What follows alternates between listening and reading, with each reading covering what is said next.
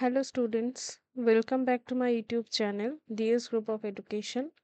তোমাদের সবাইকে আরো একবার স্বাগত জানাই আমার ইউটিউব চ্যানেলে।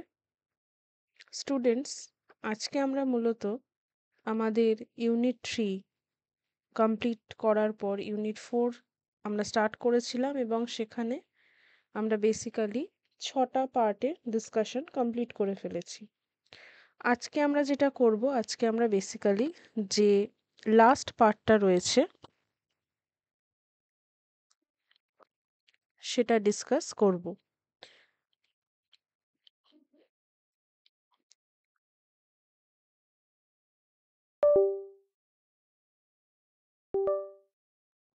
সেই ডিসকাশনে মূলত আমরা দেখব যে কত ধরনের সিমস হয় এবং তাদের প্রপার্টিস কি।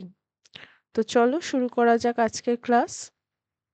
তোমরা জানো ইউটিউবে ফার্স্ট টাইম আমরা বেঙ্গলি ল্যাঙ্গুয়েজে আমাদের paper two home science UGC NET JRF WB SET জন্য প্রিপারেশন করছি। আমাদের অবশ্যই যে আগামী ইউজিসি নেট এক্সামিনেশন আসতে চলেছে সেখানে সম্ভাব্য যে প্রশ্নগুলো রয়েছে বা যে পিওয়াইকিউসগুলো রয়েছে সেই পিওয়াইকিউস কিন্তু আমরা অলরেডি সানডে করে ডিসকাস করে থাকি। যারা এখনো পর্যন্ত ক্লাসগুলো দেখোনি তারা কিন্তু গিয়ে ক্লাসগুলো দেখে নিতে পারো। ইউটিউবে তোমাদের জন্য আমি জুন 2025 হোম সায়েন্স ইউজিসি নেটের একটি কমপ্লিট প্লেলিস্ট করে রেখেছি, তোমরা সেখান থেকেও কিন্তু দেখে নিতে পারো। টেলিগ্রামে তোমরা অবশ্যই জয়েন করো। টেলিগ্রামে তোমরা সমস্ত ইম্পর্টেন্ট পিএইচডি নোটিফিকেশন এবং ক্লাস নোটিফিকেশন পেয়ে যাবে। ফেসবুকে academy DS home science DS group of এডুকেশনের সাথেও কিন্তু যুক্ত হতে পারো। তোমরা আমাকে হোয়াটসঅ্যাপ করতে পারো রিগার্ডিং দ্য পেড ব্যাচ এবং এনি কোয়ারিজ রিগার্ডিং ক্লাসেস এবং সেই সম্পর্কিত সমস্ত ইনফরমেশন কিন্তু তোমরা পেয়ে যাবে। খুব সুন্দরভাবে নিজেদের এক্সামের প্রিপারেশন করার জন্য অবশ্যই কিন্তু তোমরা আমার সাথে কন্ট্যাক্ট করো। Monday, Tuesday, Wednesday, Sunday 1 PM ইউটিউবে ফ্রি ক্লাস হয়, যেখানে আমরা বেসিক্যালি মানডে, টিউসডে, ওয়েডনেসডে চেষ্টা করি থিওরি ক্লাস করার এবং সানডে আমরা প্রিভিয়াস ইয়ার কোয়েশ্চেন ডিসকাস করে থাকি। ফার্স্ট অফ অল আমরা জানবো যে হোয়াট ইজ সিম। সিম বলতে কি বোঝায়? সিম বলতে কি বোঝায়? Seam joins more than one piece of material together, and the various types of seams are used depends on the product to be sewn. তার মানে আমরা বলতে পারি যে কিছু খণ্ড খণ্ড অংশকে যুক্ত করে কে? যুক্ত করে সিম। এবং এটা কার উপর ডিপেন্ড করে যে কোন ধরনের ফ্যাব্রিকের উপর আমরা এটা করে থাকব।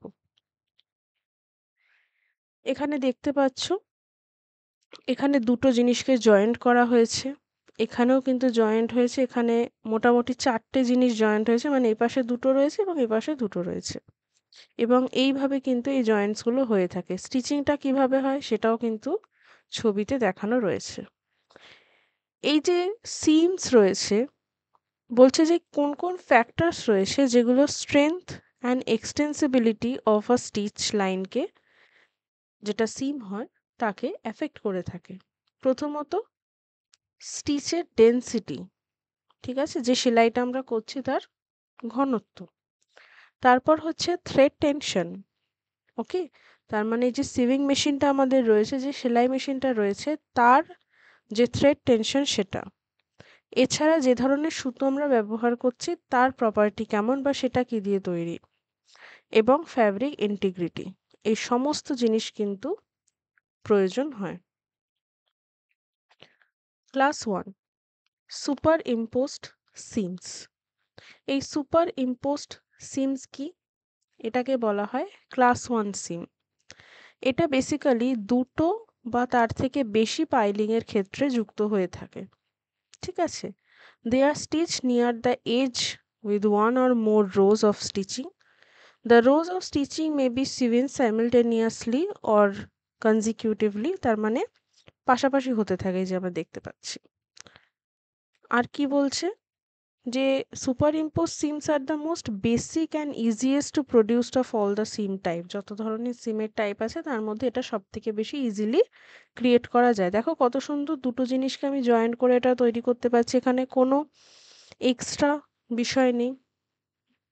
নেক্সট নেক্সট বলছে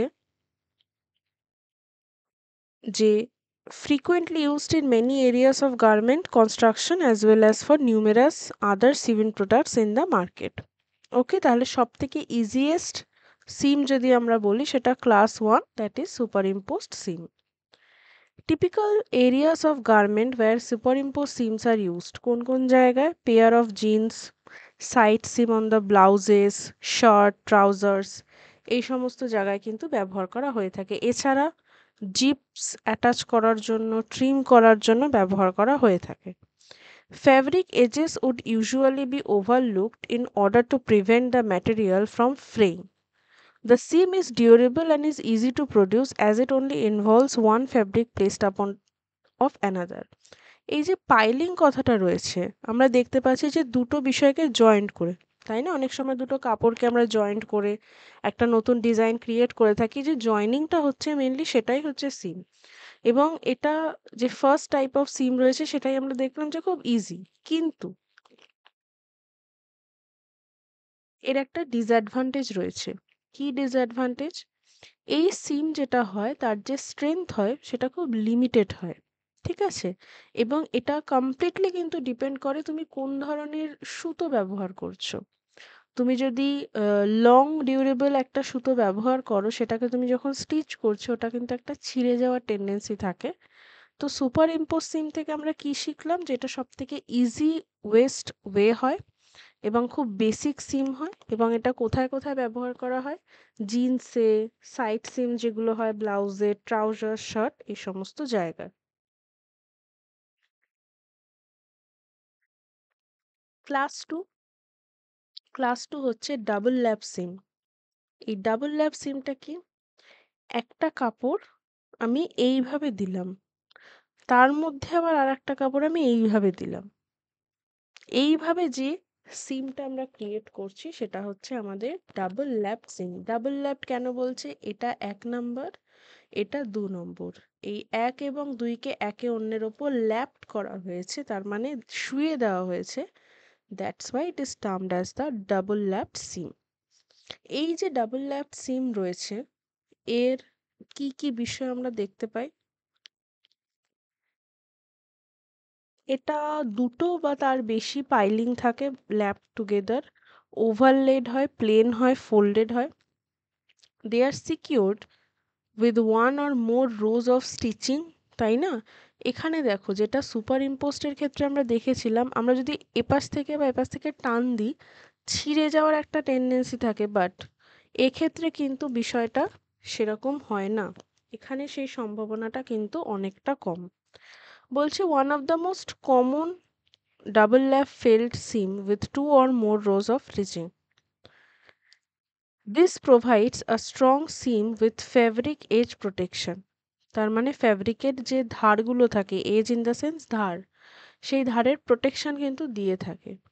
These are often used on the side seam of jeans, other denim products and tents. এই সমস্ত জায়গায় মেনলি ব্যবহার করা হয়। ৩ নাম্বার হচ্ছে বাউন্ড সিম। এই বাউন্ড সিমটা কি?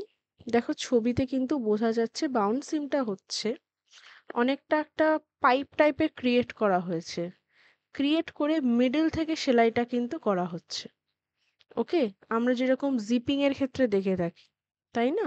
মিডল থেকে যে সেলাইটা করা হচ্ছে, তার মানে আমার কাছে এরকম একটা কাপড় রয়েছে, ঠিক আছে? কাপড়টাকে আমি ভাঁজ করে নিলাম, ভাঁজ করে এবার মাঝখান থেকে আমি সেলাইটা করছি। এই যে ক্লাস 3 বাউন্ড সিম, এটা বেসিক্যালি কিভাবে ক্রিয়েট হয়? Folding a binding strip around the raw fabric edges and securing with one or more rows of stitching. এক্ষেত্রেও কিন্তু এক বা তার অধিক রোজ থাকে। This produces a secured neat seam on an edge often exposed to view or wear. These are often used on luggage. ঠিক আছে? তার মানে ব্যাগ ইত্যাদির ক্ষেত্রে এই ধরনের সিমিং ব্যবহার করা হয়। ফর এক্সাম্পল, ব্যাগের যে হ্যান্ডেলসগুলো হয় সেক্ষেত্রে কিন্তু এই ধরনের সিমস ব্যবহার করা হয়। এরপর হচ্ছে ফ্ল্যাট সিম। ফ্ল্যাট সিম কি, এটাকে কিন্তু আর একটা নামও দেওয়া হয়, butt seam, BUTT, butt seam. As the edges of the fabrics do not overlay one another, এক্ষেত্রে কিন্তু ওই সুপার ইম্পোজড বা ডাবল ল্যাপটের মতন হচ্ছে না। ঠিক আছে, একে অন্যের উপর কিন্তু ওভারল্যাপিং হচ্ছে না। Flat seam are produced with minimum of two piles of fabric with the raw edges butted together and usually stitched using a cover seam machine। তার মানে এই যে কভারিং জিগজ্যাগ ওয়েতে কিন্তু সেলাইটা হচ্ছে। It is the most common seam which are used in knitted products, particularly underwear. A major advantage in this seam type is reduced bulk, তার মানে যে হেভিনেসটা সেটা কিন্তু কমিয়ে দেয়। এছাড়া কি, কি বৈশিষ্ট্য দেখতে পাওয়া যায়? আমরা ১ম এই তো দেখলাম এটা নিটিং ওয়্যার এর ক্ষেত্রে ইউজ করা হয়। আম যেটা কিনা যে বাল্কটা সেটা কমিয়ে দেয়। এছাড়া কি, যে র এজেস থাকে সেটা সেম লেভেলে থাকে এবং দুটো ফ্যাব্রিককে পাইলস করে এটা করা হয় এবং এক্ষেত্রে বিষয়টা সাইমালটেনিয়াসলি চলতে থাকে, যেটা আমরা ছবিতেও দেখলাম। ক্লাস 5 হচ্ছে ডেকোরেটিভ। ঠিক আছে? ক্লাস 5 হচ্ছে ডেকোরেটিভ সিমস। এই ডেকোরেটিভ সিমকে অর্নামেন্টাল স্টিচ বলা হয়ে থাকে। It is a series of stitches down a straight or curved line or following on ornamental design on a single fabric ply। এই যে আমরা এখানেই কিন্তু ডিজাইনটা দেখতে পাচ্ছি যে কত সুন্দর এটা ক্রিয়েট করা হচ্ছে। অনেকটা এটাকে সুপার ইম্পোস্টের মতন দেখতে, but it is not that, it is decorative seam. এবং এক্ষেত্রে বেসিক্যালি কোন বিষয়টা দেখা হয়?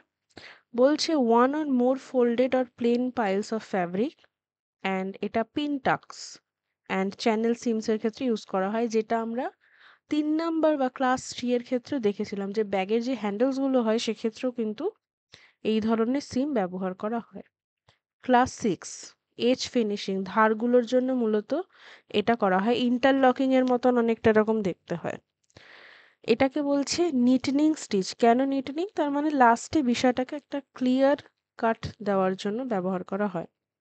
The simplest of this process is known as serging, where the raw edge of the fabric is secured by overedge stitching to prevent the fraying of edges as well as edge neatening। তার মানে যে ধারগুলো আছে যদি আমি সেলাই না করে দিই কি হবে, খুলে যাবে, আর একটা সুতো খুললে পুরো জিনিসটা নষ্ট হয়ে যাবে। তো সেই কারণে বেসিক্যালি এটা করে দেওয়া হয়, তার মানে ব্লক করে দেওয়া হয়। আর কি বলছে?